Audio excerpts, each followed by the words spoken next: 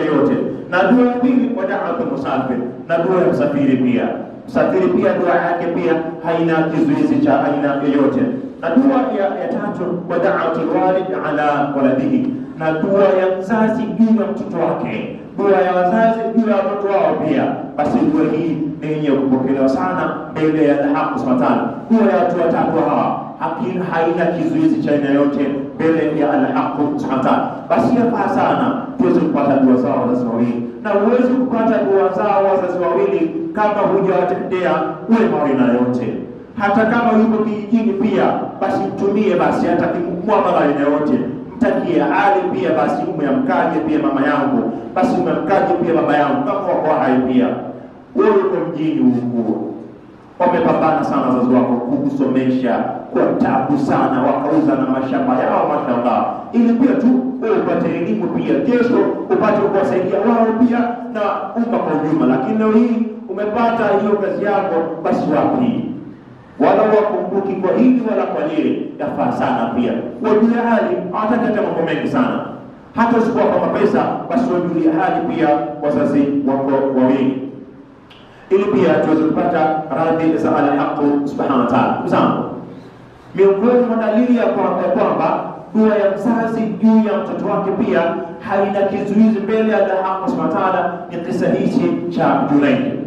Hadithi kutoka kwa Abi Huraira radhi za Allah Subhanahu wa ta'ala zaidi yake anasema, Ali Nabii sallallahu alaihi wasallam anasema, qala anasema, lam yatakallam fil mahdi illa thalatha, hawakupata kuzungumza katika hali ya uchanga, hali ya udogo, isipokuwa watu hawa watatu. Kwa maana ile hali ya mtoto ametoka kuzaliwa tu pale akapata kuzungumza, basi tangu Mungu huu apate kuungwa, basi watu hawa watatu ndio wanapata kuzungumza.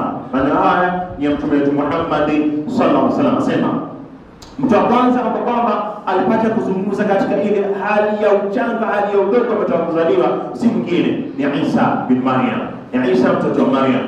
Wakana fi Bani Israil, na palikuwa katika Bani Israil rajul, kuna mtu ambaye kwamba yuqalu lahu Jurayj. Mtu huyo alikuwa anaitwa kwa jina la Jurayj. Kana yusalli, alikuwa akiswali mtu huyo, jaatu umuhu, akaja mama yake, fada'atuhu, basi baada ya mama yake kuja akapata kumwita. Alikuwa anaswali Jurayj, lakini mama yake kaja kamwongea ya Jurayj, lakini Jurayj yeye alikuwa anaswali. Faqala, akasema, ujibuha au usali, je, nimutikie mama yangu au niendelee kuswali? Akawiko baina, mama anaita, je niitike ama niende kuswali? Swala yake ilikuwa ni swala ya sunna, lakini baadhi ya maulama katika hadithi hii hakuja mara moja mama yake. Jurayj alipata kujitenga na watu, alikuwa nje ya mji, alitengeneza kijumba chake. Kijumba chake alikuwa amekaa juu ya mti juu kwa ajili ya kufanya ibada zake, alikuwa mbali sana na watu. Lakini sasa mama alikumbuka mtoto wake, kijana wake, akaenda akamgongea ya Jurayj, si mara moja, si mara mbili, baada ya ulama asema takriban mara tatu. Lakini sasa Jurayj yeye akakausha, hakumtikia mama yake. Faqalat, akasema mama yake, Allahumma la tumituhu hatta turiyat ujuhul mumisati. Hii ni dua ya mama kwenda kwa mtoto wake, akamwomba, ya Allah, ninakuomba wala usimfishe mtoto wangu, wala usimtoe duniani mtoto wangu kabla hajapata na mtihani wa mwanamke mchafu. Kisema hivi panajulikana wanawake chafu, si kana kwamba uchafu huu kwamba hawajaboga kama wananuka, lakini ni uchafu wa matendo wanawake ambao kwamba kwenye kuuza miili yao. Lakini hii ni dua ya mama kwenda kwa mtoto wake. Sababu ni ipi? Mama ameita mtoto pia wala kumwitika, mtoto akaendelea na ibada zake za sunna. Wakana Jurayj fi samati, na alikuwa Jurayj juu ya kile kijumba chake akifanya ibada yake. Fata'aradat lahu imra'at, ghafla kaja mwanamke, wakalamatahu, na baada ya kuja yule mwanamke akaja kujitongozesha kwa Jurayj. Baada hapo faaba, Jurayj akakataa kila aina ya majaribu. Jurayj alipata kwa mwanamke huyo pia alikataa. Na mwanamke huyu wakati anakuja alikuwa ametumwa na watu wa mji ule, kwamba kama katika mji kuna kijana ambaye kwamba amefungamana na ibada za Al-Haq Subhanahu wa Ta'ala, kuna baadhi ya watu wanakuwa wanaona hosta, kwa nini yeye anafanya sana ibada, kwa nini sisi pia tusifanye ibada? Basi wakamtafuta huyu mwanamke kwa ajili ya kwenda kumharibia Jureij katika ibada zake. Lakini pia mwanamke huyu pia naye aligonga mwamba. Baada ya mwanamke huyu kujitongozesha kwa Jureij faaba, akakataa.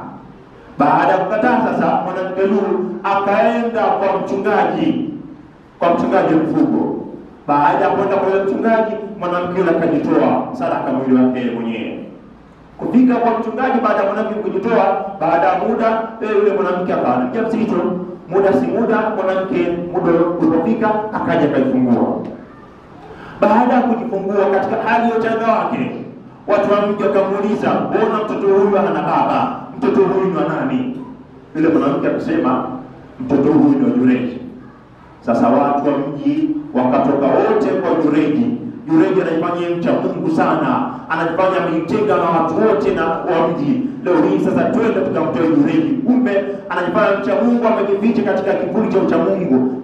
Lakini pia Jureij pia ni mshenzi ndani yake. Lakini si kweli.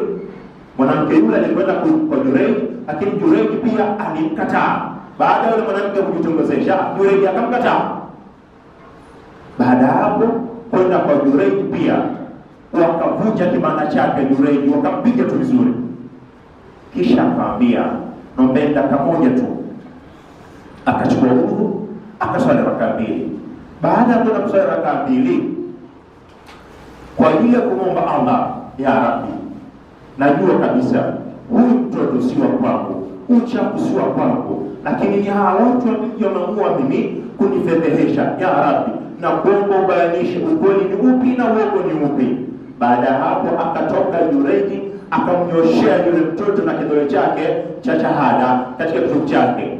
Akamuuliza, baba yako ni nani?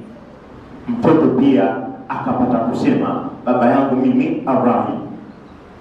Yule mchungaji, watu wakashangaa, mtoto mdogo amezungumza katika hali ya uchanga, ametoka kuzaliwa, anakuja kuzungumza.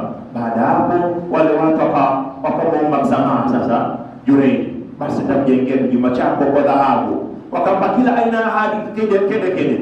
Lakini Jureij akasema, hapana, mimi nijengee kijumba changu vile vile cha matope vile vile.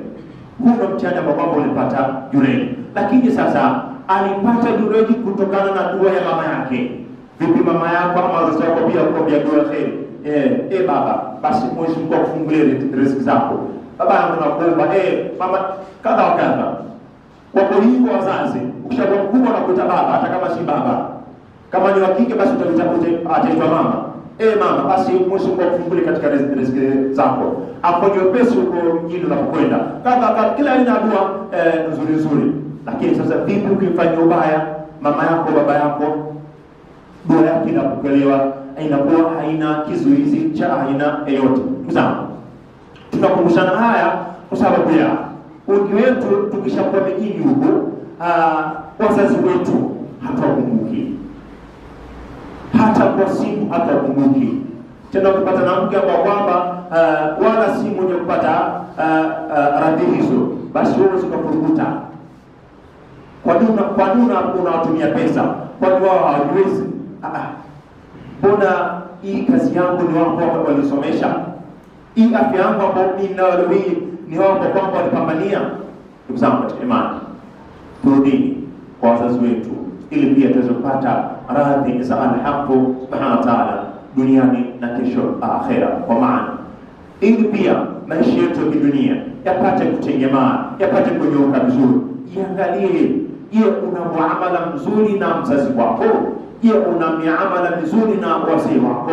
Kama hauna, basi rudi kwa wazee wako. Uenda unasumbuka kwa waganga, kwa mashehe, kwa ajili ya kuombea dua, lakini wapi? Haujaoga mtu wewe. Ukijiangalia wala hauna mikosi, isipokuwa wazazi wako mwasusa, umewatupa. Either ni mama yako ama ni baba yako pia.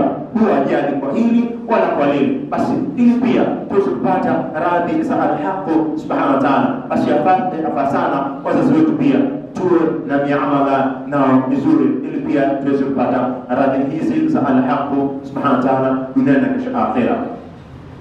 Mzangu, miongoni mwa maasi kwamba ni yenye haraka sana kulipa hapa duniani ni kuasi wazazi wawili. Yaani miongoni mwa maasi kwamba yenye kulipa kwa upesi duniani ni kuasi wazazi wawili.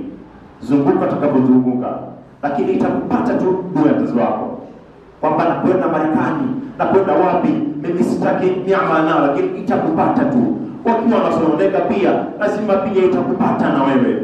Sasa ili tusipate na dua mbaya za wazazi wetu, basi yafaa sana kurudi kwa al-haq subhanahu wa ta'ala, kuwatendea wema kama vile walipotendea wema hali ya kuwa sisi tulipokuwa katika hali ya udogo. Ya kusema ni mengi ndugu zangu katika imani. Sasa hivi ni muda wa kutubu umekaribia, ala kula hali, lakini tushike na haya kama ilivyo ada yetu, kabla ya khatibu hajapanda kwenye mimbar, basi tusogee karibu.